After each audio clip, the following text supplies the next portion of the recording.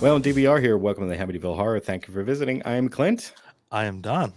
And today we are joined by another very special guest.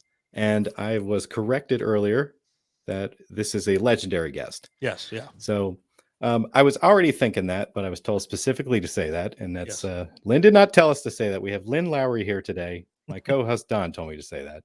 You should know already. Yeah, we do. Lynn, how are you doing today? I'm doing great. How about you? Oh, I am much better now that you're here. Yes. So I want to thank you so much for coming on the show and giving us a chance to sit down and talk to you. And we use the word legendary because looking back at your career, it's very long, and you have so many credits, way too many to mention. So I'm not even going to sit here and try to start listing them or anything like that. I can't even remember some of them. So, and that's all right. Some of them, maybe you wanted to forget. I don't know. But, one of the ones that people like to bring up quite often is the original, the Crazies, right. With George Romero. And that one I did recently watch.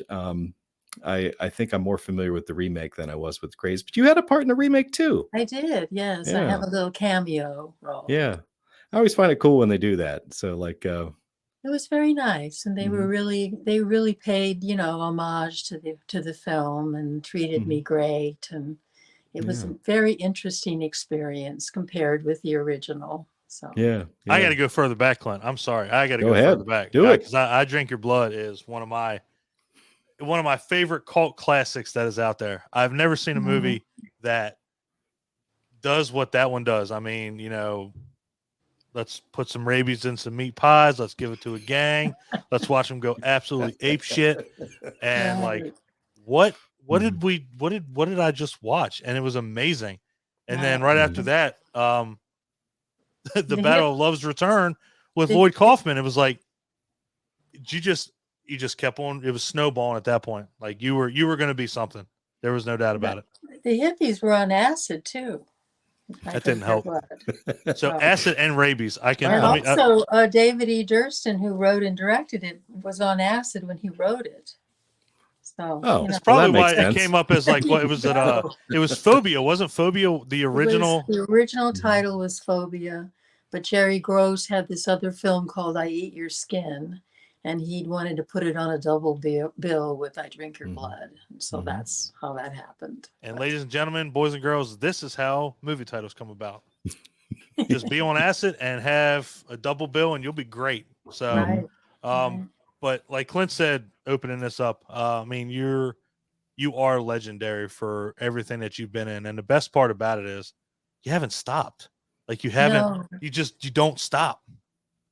No, I've got actually more work now than I've ever had. So I'm just so excited about everything. It's great. Yeah. I'm getting starring roles now too, which is really exciting because I was getting really good roles before, but they were like, 2 or 3 days. And now I'm getting I'm shooting a film in LA called The Prodigal Feast. and it's a 3-week shoot, and I'm one of the stars. So I'm very excited about that. That's very cool. That is amazing. You keep yourself so relevant.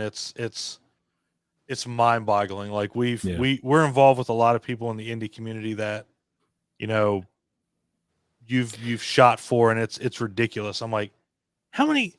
I'm like, okay, how many has she been in now? Like, I mean, obviously in the that one number is staggering. Yeah, it is insanity. It's but I recently got to talk to Steve Morris, who did that that Christmas horror movie. He Knows. I got to catch you in that, and I thought that was fantastic. You know, where you played this mother who seemed to be struggling to be a better person for her daughter and her granddaughter, and just some of the comedic elements of that were wonderful to me. Fantastic. Phenomenal. Yeah. That was a different kind of, I mean, I don't usually get to play roles like that too often, so it was fun, you know, to do that. And actually I was supposed to actually be in the end, the whole end sequence. I was supposed to kill the killer, but everything got put off, and they had to do it on this weekend that I was already booked to do another film, and so I couldn't do it, and I was very disappointed about that, because I wanted to be the hero and have that moment. Well, I can tell you Steve was disappointed too, because he's like I wanted everybody to be there, you know. I said I wanted her. She had a pivotal part of that scene, but it just didn't work out.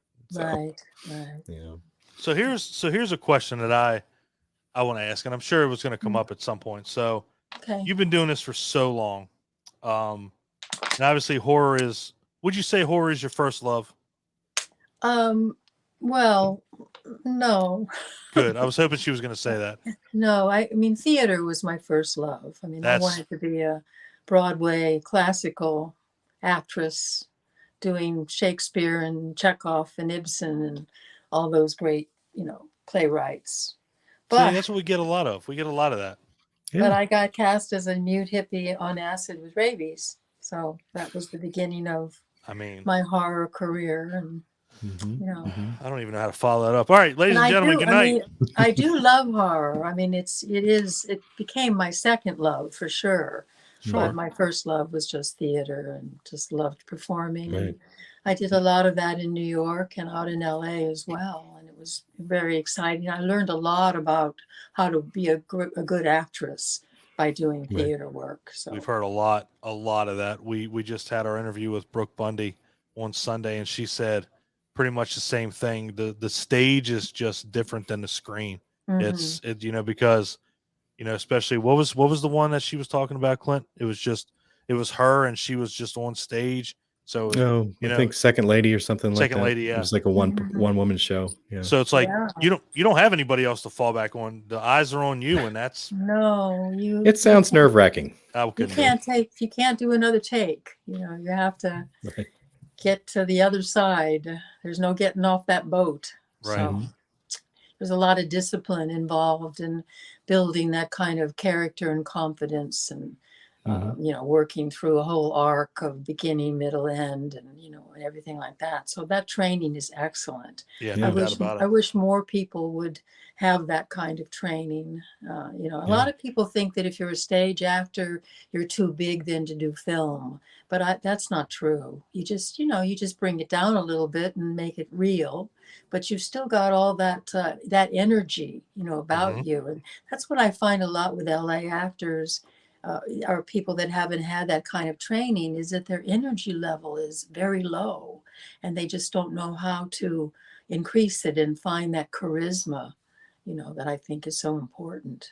That she has in all of her movies that she's been in the past, you know, it's indie films that are. You do seem to approach it with a certain amount of enthusiasm. Yes. And I've seen a broad range of characters from you. So I was just curious, when you prepare for a role, do you have kind of a ritual of how you immerse yourself in that character or anything like that? You know, the first thing I do is learn my lines. I think that is the number one important thing to do. Once you know your lines, then you're free to be able to explore and find, you know, different things about the character. And I always look for some kind of a handle. Like when I did Model Hunger, I talked to Debbie Rochon about making her Southern. And once Debbie liked that idea and I had that Southern belle quality in my head, then I just drew on all of the work that I had done with Tennessee Williams plays over my life, where I played like schizophrenic, hysterical, women. And I just made her a serial killer and I had that character. So, I always try to find subtext and not just ever play just somebody who kills people or somebody who's, being a victim. I always look for that subtext underneath to give them those colors, those emotions. That is hilarious. That of all movies she brings up, I just watched that last week. You are absolutely brutal. Unforgiving in that movie, the chain in that movie. My God! But I was funny. You were. Funny moments. Yes, and she was very charming. The dialogue in that movie was fantastic. Yes, I love that film. I love that role. It's one of my absolute favorite roles that I've ever gotten to do. It was so freeing to get to be that brutal. I find it amazing. Go ahead. Poor Brian, the man I cut his throat, the only man that I did in, he was just shaking after we worked on the whole scene.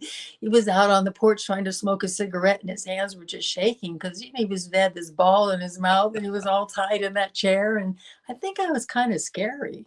So, I'd be scared if I couldn't get up and you're standing there holding shears. I mean, no, I can live the rest of my life without that. Exactly. Yes. Definitely.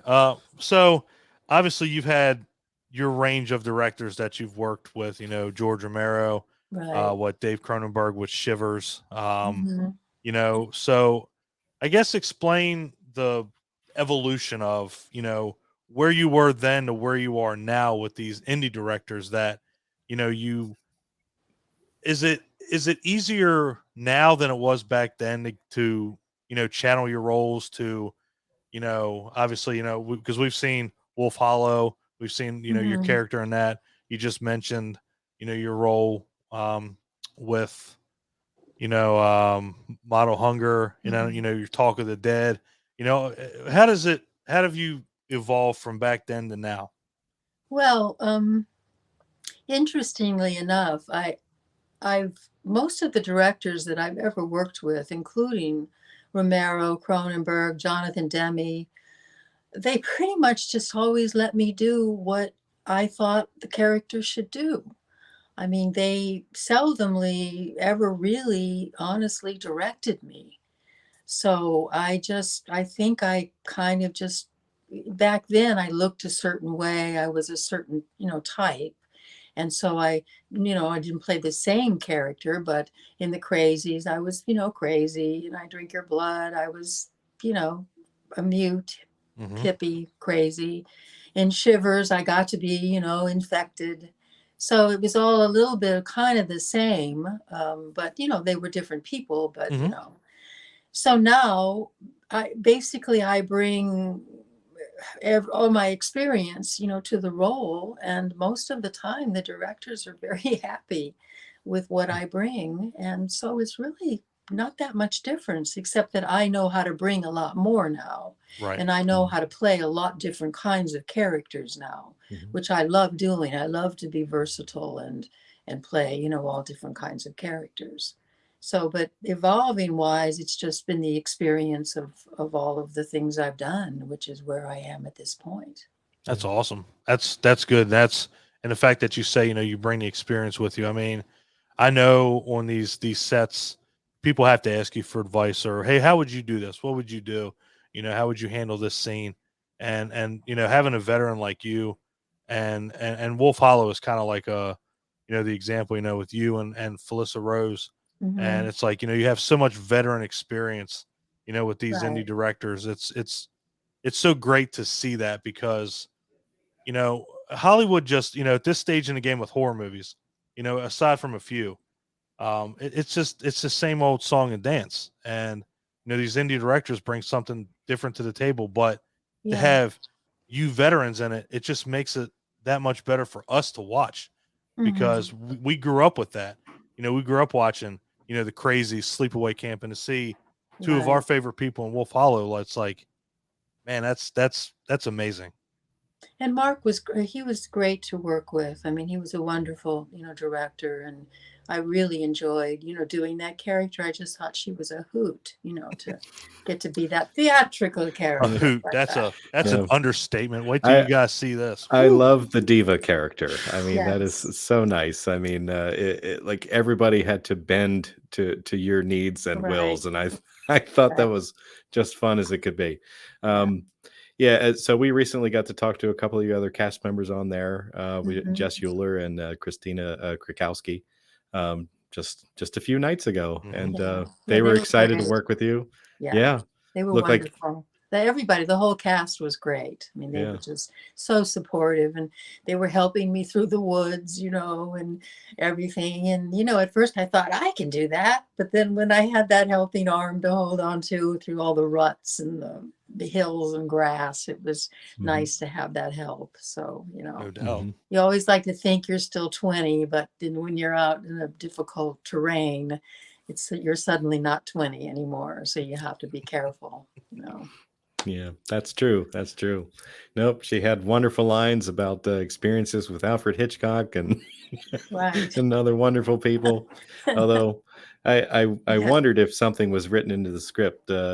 She trailed off with one of her phrases at one point where she was just getting ready to drop a name of somebody in her trailer, and Uh, and I didn't get to hear it. And I didn't know if it was actually written in the script or if it was intentional that it was left out. no, that was intentional. Okay, I figured it was. I But I was can't. guessing Alfred Hitchcock, but I could have said that. It's I'll like, be in my stop rolling. trailer having sex with Alfred Hitchcock.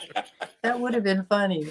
I feel like that's one of those games where you can just put that out there and it's like, finish this sentence. I know. Oh, easy, Yeah. guys. Let's see who Oh, gets that's the a best terrible grade game here. of Mad Libs. Yeah.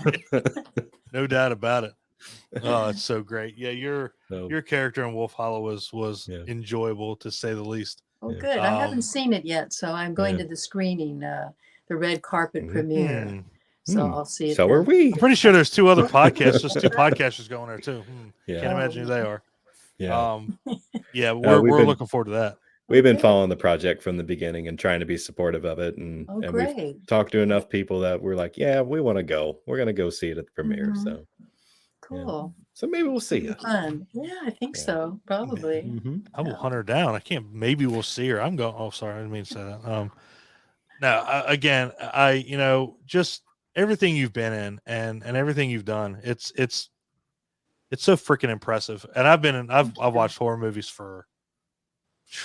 I'm not going to say my age. 5 years. That's all I've been watching it now. Like 35 years. Mhm. And what do you think about horror as of now? From back then to now. Is it more watered down back then, or now than it was back then? Because obviously you can get away with a lot more way back when.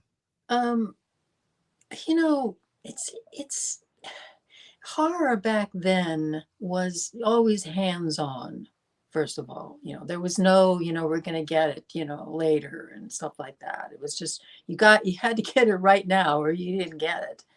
So there was an earthy quality, a dirty quality about these 70s films, which I think makes them much more realistic. Even though in I Drink Your Blood, the hand I cut off is bigger than my face. But it just doesn't matter. It's just there's just something about the way it was filmed and shot and that I think, just works so well. And, they dealt with things too, like in the Crazies, the fact that, my father, rapes me. When I talked to Breck Eisner about that in the remake, he was like, oh no, we don't even have Mhm. the Kathy and her father character in this film. There's no way we could even touch that or do that, and I thought, how odd that, you could do that then, but, you can't do it now. Right. And I think that they it's overproduced, all the new horror films. There's so much graphic stuff that you don't get to use your imagination anymore. I mean, the Texas Chainsaw Massacre didn't even have a drop of blood in it. but my God, when you think about the film, it's horrifying. When he slams that woman on that hook, and when, he pulls that steel door down. I mean, that is like the definition of horror, to me. Yeah. And you don't see, any blood or anything True. like that. That's very And I true. think that also too, back then, it was more of, it wasn't just a job. It was that you wanted to do something that would be remembered. And, and so you were part of a family. And that's a lot of what the independent films are now today. I'm talking more about the Hollywood, like the remake of the Crazies was like a $21 million, budget. Yeah. And no one even told me I had to learn a hymn. So when I got to the set, when I, got there in Iowa, I got a call that night from the assistant director asking me if I was prepared to sing the song the next day. And I was like, what are you talking about? And he said, the hymn. And I said, no, I don't know. And so I had to learn a hymn that night. I had a 5 a.m. call the next day. And I was just a nervous wreck because the hymn was not in my key. They had to find a tape recorder that they could play. I was up like half the night trying to learn a hymn. And I kept thinking, my God, this is a $21 million budget. And no one told me to learn a song for my scene. Right. And it's just things like that you're just sort of really shocked, about. So, Well, the thing that kills that too, like you just said, you're a nervous wreck. Now not only right. were you not expecting that, how's that going to throw you off for the rest of the project? Yes. And also, for some reason, I thought I was going to be on the back of a bicycle or a motorcycle or something. I didn't know I was going to have to ride a bike. So when I got there on the set, they said, you need to go see the stunt man. I was like, really? And I went over and he said, here's your bike.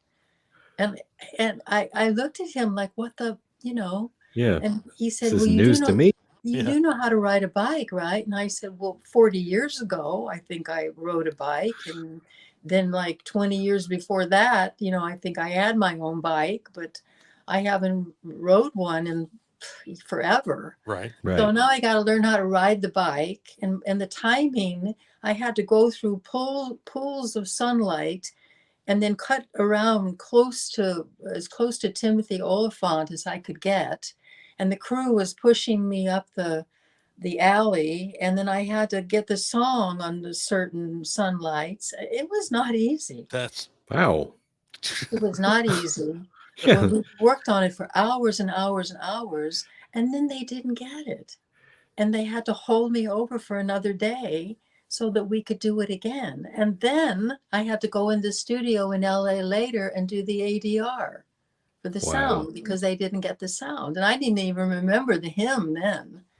And I had to do the ADR pretending I was on a bike, with bumps and Nice.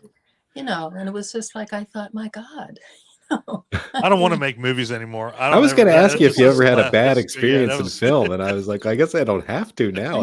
And it was freezing, and Breck put me in a sleeveless cotton dress with sneakers and little bobby socks, and it was like under 30 degrees, and I'm riding on a bike and trying to sing. And I mean, Nice. now the minute they said cut, everybody ran at me with blankets and everything to, throw them on me to get me warm. But the whole experience, other than the fact that it was great to get to do that, it was kind of stressful. No doubt. Sounds like it was memorable. It was very memorable. And it also sounds like a bunch of people got together and said, hey, how could we mess with Lynn? Yeah. Wardrobe. They did. Don't bring any warm clothes. They did. Like, good God. Put her in a bikini, Yeah, why not? Give her a more complicated song. This one's stupid. Yeah, they can. my God. Hopefully, she can hit that key because she's so damn cold. Phew. Hymns are hard. I bet. Right. You should see my film Fang, if you haven't seen that. I have one of the starring roles in that, and I play a woman with Parkinson's who has got dementia, and she's just mean, and she treats her son. She's driving her son just totally insane to the point where he literally thinks he's turning into a rat. And it's a very disturbing, dark, film. Richard Bergen That's got wrote and really good directed it. reviews too. Holy crap. Yeah, I was going to watch it Richard anyway, is- but wow. Yeah, Richard is autistic, and he's the first autistic director that I've ever worked with. He wrote it as well and directed. So, yeah, it's very disturbing. Everyone has said I'm extremely disturbing in it. So, good. I like I'm like, that. I don't want to see that. Like, we're having this awesome conversation. Like, I get to go watch Mission you go accomplished. on a murderous spree. Fantastic. Yeah. Fantastic. So, yes, and the movie I'm doing in LA, I'm playing like a June Cleaver type person, but I'm like just a psychopath. She's totally crazy. I gotcha. But she's polite and friendly and charming, but just as mad as a hatter. So that should be a lot of fun to do. That's yeah. Well, I mean, that was kind of the impression that I got from Model Hunger, but Yes. but maybe not with the Southern accent. No, she's different than Model Hunger, but Sure. So. Yeah, maybe not a cannibal this time. No, not a cannibal. Well, no, that's not true. Oh, I don't want to give too much away. Oh yeah, don't do that. I don't think I wouldn't define her as a cannibal, but just more that she likes different experiences. So. I see. I'll take that. Try anything once, right? Yeah, right. Right. They'll check it out and see. So I was going to ask, I mean, you probably get a lot of role offers now. I mean, specifically in the indie community, there's people falling over themselves wanting to work with you. But before all that started to happen, was there ever a role that you felt that you really wanted and you went after and it just didn't happen and you really wish it had? When I was just starting out in New York, which is actually where I met Lloyd Kaufman. Okay. Lloyd was a PA, I think, for, I think it was John Avildsen, I think. He was doing a film called Joe with Peter Boyle. Peter Boyle. Wow. John Avildsen. And I went up for this role, and I got a call back, and I think I read for it like 3 times, and Susan Sarandon got the part. And I always, sort of felt like if I had gotten that role, maybe I could have, done bigger kinds of things, like she did. She's a fabulous actress. I mean, I just love her. But oh, sure. I think that was, probably. But I did get to meet Lloyd, and he, ran over to me when he saw me waiting for my audition, and he said, "Oh my God," he was so animated, Lloyd. He said, "We just lost our dream girl in my film, and you would just be perfect for it. We're not paying anything, but we would love to have you do it." And so actually that was my first film. It was a short film then. Then I did I Drink Your Blood, which was a feature. And then Lloyd decided to make Battle of Love's Return a feature. And so then that was, we did that. So that's how that kind of worked out. But I Drink Your Blood was my first actual feature. So nice. Still love that movie. Speaking of short films, I recently saw you in a short film. I caught one called Peripheral. With the Peripheral. That's a good one. Yeah. That was very good. It was only like 11 minutes long or something like that. Right. And yes. And it was pretty effective for only basically having 2 characters in it and just a couple of rooms. I mean, it's to me, it kind of strikes me as what you were saying about theater. You are relying on the strength of, the performance. Right. And I felt that came across very powerful. That's a good one. I recommend it to anyone. I'd probably put it on the page. Yeah. JT wanted, that stop motion creature, which, a lot of people are, myself included. I think it would have been great. You saw it in the peripheral vision, which you did do. But then when it came all the way up and it had that close up at the end, I think it would have been much more effective if you didn't see it close up like that.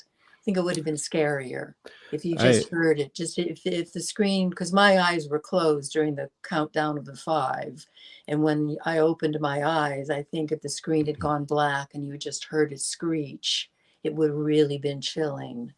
But Yeah. he wanted to have the the full stop motion thing, and it won a lot of awards and everything too, Yeah. including Yeah. Best Actress. And Randy Frank was up for a couple of awards too. He was, I thought, great in the film. So Yeah. it was fun. Yeah. And I agree. I agree that maybe it didn't need to have that, and there's several films that I think about that now, to further go back on your statements about how everything was hands-on with horror movies in the beginning, and there was less that you had to see because you were forced to use your imagination, or they put you in a position that compelled you to do that. Like Right. I feel like the advent of CGI has been great, but it's overused. Yes. I mean, prime example of that. Not that I want to go down this rabbit hole, but Go. I Go. watched one of the Star Wars movies. It might have even been Rogue One. Which Dude, one never mind. Don't did go they down that rabbit do hole. Come back. CGI where you had like full face of like Peter Cushing, doing like an on-screen monologue, and it's like, well, before you could do that, they would have just had an actor kind of like with a creative camera angle, maybe a shadow here, and they'd have somebody just doing a voice actor Right. type Right. approach to that. And I felt it lost something by doing full CGI of his character. So Yeah. anyhow, I had this it's on YouTube actually. It's called The Whole Town is Sleeping. It's like a 12-minute one woman thing. Ray Bradbury wrote the whole short story, but Mhm. I just took the end of it, like the last 3 pages. And I've done it on stage a number of times. And I'm just on stage all alone, and it's a woman walking home, and there's a serial killer that's loose in her town, and she thinks she's being followed, and it is terrifying. And what I do is I do the character. Lavinia is her name. I do her Southern, and then I do the narrator, and she's completely different, so I flip back and forth with both. And it's just a frightening, terrifying story. And when I did it on stage, you could feel the fear in the audience, and how they would move forward. And you don't see anything, you just hear her story. And it's just great. They use their imagination. So Well, like That's Clint said, I mean, less is sometimes better. I mean, I think so. the prime example that we always bring up is Jaws. I mean, that's, if you want to talk about the utter perfection when it comes to a thriller and inducing fear without actually seeing anything until Right. halfway through the movie. Yeah. I mean, that's the way to do it. I mean, people didn't get in the water. I can attest I didn't. And Oh, that's so scary. yeah, That opening scene with her in the water, that is terrifying. yeah, without a doubt. But And that's you don't like see anything except no. her. Yep. So, So, and yeah, and you kind of bring it full circle with being back on stage. That's kind of, that's even scarier because you're having to really make people feel those emotions that you are, sitting in those seats. And again, you don't get any retakes. You can't stop and be like, hold on guys, that didn't no. sound right, let me do this again. So No. that's amazing that you can do that. Yeah. I couldn't do that. There's no way. No way. Yeah. And I'm good at improv, but I can't do that like that. maybe with a good coach. Yeah, her. I'll be all right then. I'll be all right then. But yeah, and Clint brought it up too with CGI. That's the if you can't make a gallon of blood or something, I mean, I don't know why you're doing what you're doing. I mean, there's no reason why you should have CGI blood. It's just I don't know. Practical effects, they've always been, if you do them right. I mean, obviously, Tom Savini and everybody has done, that's done on that level has been phenomenal. I know. I mean, But it's just lost art now. yes. I mean, this cameraman that directed I Drink Your Blood, Joe Mangine, he did Squirm, and they had the things going up in the face, and all that. And You know, so he was great. He's not with us anymore, and he didn't get credit for I Drink Your Blood because he had to leave early. But he was responsible for the way the film looks and the lighting and everything about the film, except the actors that David, chose. Mm-hmm. But he was my boyfriend for a long time, so I always like to mention that he was responsible for that. He did Alligator too, and The Sword and the Sorcerer, and so he did quite a few things. Alligator. Alligator. Alligator. Yes. We like that one. Oh yeah, I love that one. That's a great one. That's a great one. Well, But yeah, I mean, and that takes kind of back to, talk about Wolf Hollow, practical effects. I mean, Right. that's all you got. You didn't get any. I don't think there was any CG in that. I don't believe. if there was, it was so minimal we barely noticed. Yeah, but I mean, I haven't seen it yet, so I don't know, but I don't think so. No, certainly not in any of my, when I get killed. Oop, maybe I shouldn't say that. I'm editing that out. Damn it! Spoiler alert! Spoiler alert! Don't listen. No, we'll clip that out. Yeah, let's do like a beep, like a Family Feud thing. Wow. Just ding. He almost did it in the live stream, and I had to say, I "Hey, straight wait, up did you see a almost- different cut of the movie than me?" I should have almost blew that entire movie's doors off. I was like, "Oh, I shouldn't have said that." Clint's like, "That's a different cut." I'm like, "Yeah, we'll go with that." Yeah. Like, spoiler alert, geesh.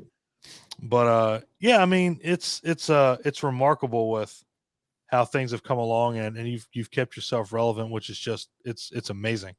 And it's not like you said, your roles weren't as big as they used to be, but you're getting starring roles now, and you're embracing it, and you're incredible.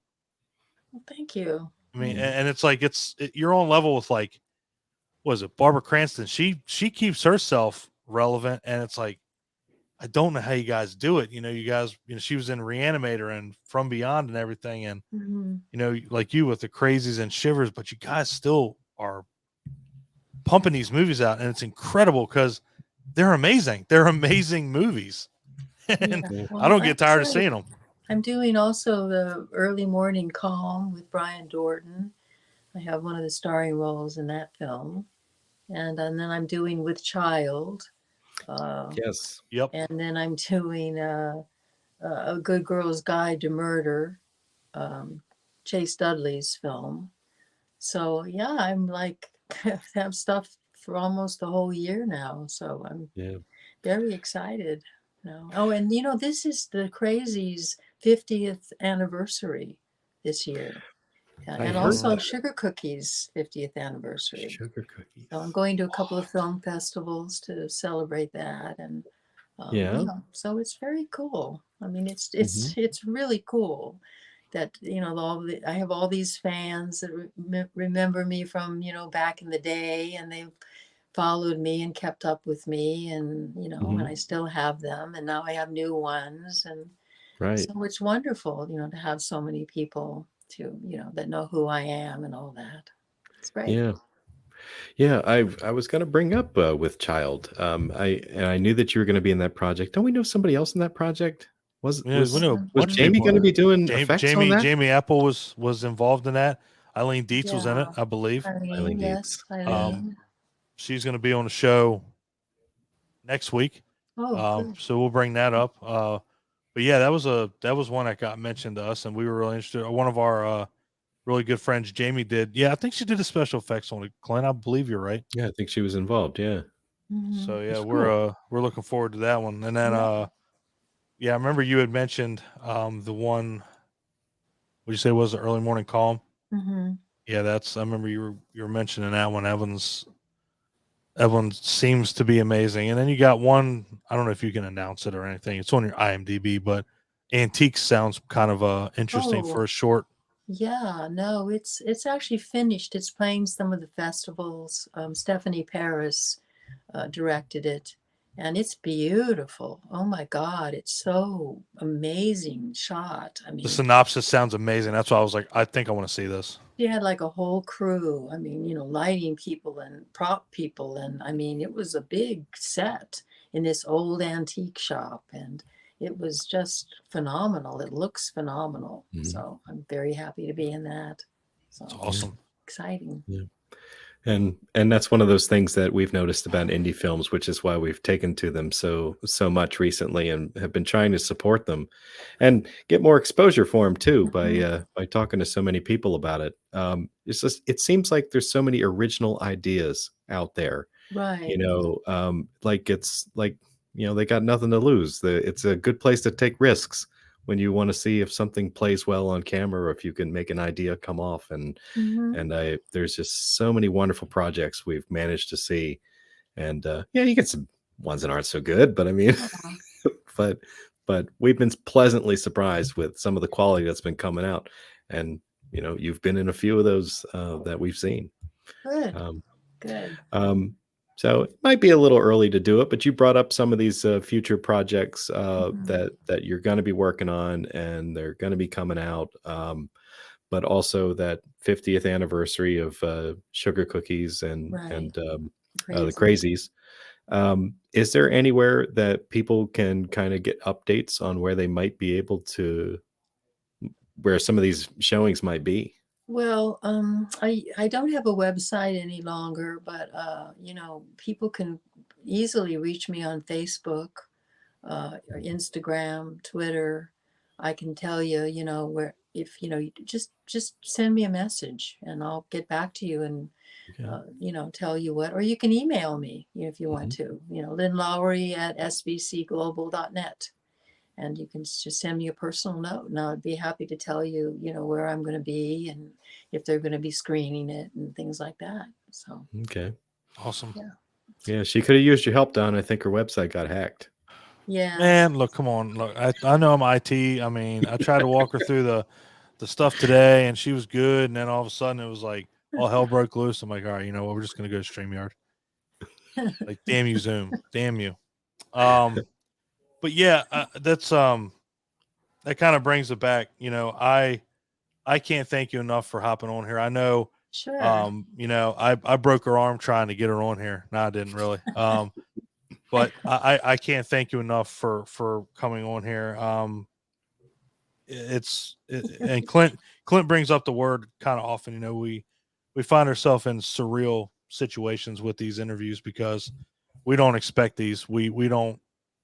I ask, or whoever asks, and we get a yes or a no. And when we get a yes, and then we're on the other end, and you come on, you pop on. It's like this really isn't happening. Like it can't be. And Well, see, the thing is let me tell you, the thing is, is like I got a request for a podcast, the other day, and I was totally honest. I said, look, I really don't like to do podcasts a lot because, it just takes time. And so the guy got back to me and said, it only takes 15 minutes, which is not the way to get back to me. And No. so I got back to him and said, yes, but it takes 2 hours for me to get ready for it. Mhm. So, you have to do your hair and your makeup and you have to, you want to look, nice. And sure. so all of that, takes time. And then, and then the actual interview and talking about it. So it's, like about a 3 hour or a longer process for the Hey, whole. this is a movie. Honestly, I mean, you're on camera, you're talking. I mean, it's honestly, that's how I look at it. But when you got back to me, you were like, oh, I understand. I totally understand. Thank you so much. And then I felt bad. I felt bad. I thought I have to do it for him, No, I would have been, I was perfectly fine. And then, No, when you said you were going to do it, I was like, Clint, you're not going to believe. When I told you I wanted to do it, you said, no, no, no, no, no. I was like, no. Because it felt like he was manipulating you.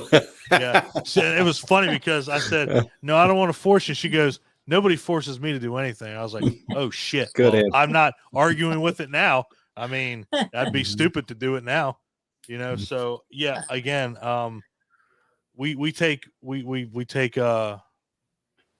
great pride in doing these interviews, and we don't, we don't take anything for granted. So you being on here, I mean, it's when we say you're legendary, we mean that. So Well, thank you. You were both delightful to talk with and all too. So I really did enjoy it. Oh, absolutely. Clint, do your thing.